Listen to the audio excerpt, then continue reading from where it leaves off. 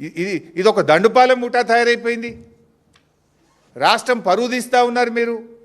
Telangana the best state in the country అని కేసీఆర్ గారు చూపించారు. పెట్టుబడులకు స్వర్గధామంగా కేసీఆర్ గారు చూపించారు. అద్భుతమైన పురోగతి సాధించింది తెలంగాణ రాష్ట్రం కేసీఆర్ గారి నాయకత్వంలో. మీరు వచ్చిన తర్వాత వాటాల పంచాయతీలు, కాంట్రాక్టుల పంచాయతీలు, బెదిరింపులు, భూ కబ్జాలు, దీంట్లో మీరు ప్రగతి సాధిస్తూ ఉన్నారు. ప్రజలు అన్నీ గమనిస్తున్నారు.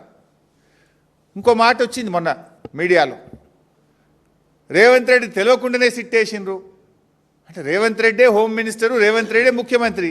రేవంత్ రెడ్డి తెలియకుండా సిట్టు పడుతుందా? ఎట్లొచ్చింది ఆ సిట్టు?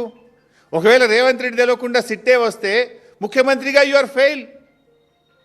ముఖ్యమంత్రిగా నువ్వు ఫెయిల్. నీకు పాలన మీద పట్టు లేదు, నీకు పరిపాలన మీద పట్టు తప్పింది. నువ్వు ముఖ్యమంత్రిగా పనికిరావు ఆ కుర్చీకి.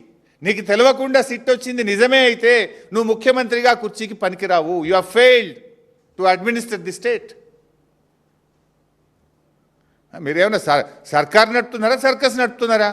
ముఖ్యమంత్రి తెలియకుండానే సిట్ వస్తుందా?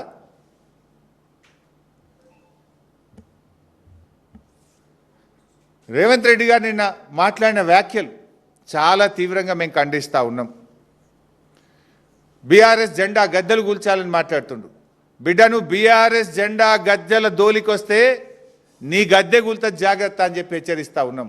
దుమ్ము అయిపోతావు బిడ్డ నువ్వు.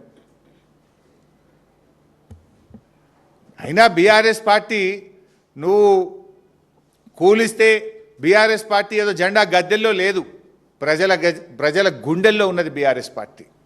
బీఆర్ఎస్ పార్టీ జెండా గద్దెల్లో నువ్వు కూలిస్తే పోయే పార్టీ కాదు. తెలంగాణ ప్రజల గుండెల్లో పుట్టిన పార్టీ బీఆర్ఎస్ పార్టీ, ప్రజల హృదయాల్లో ఉన్నటువంటి పార్టీ బీఆర్ఎస్ పార్టీ.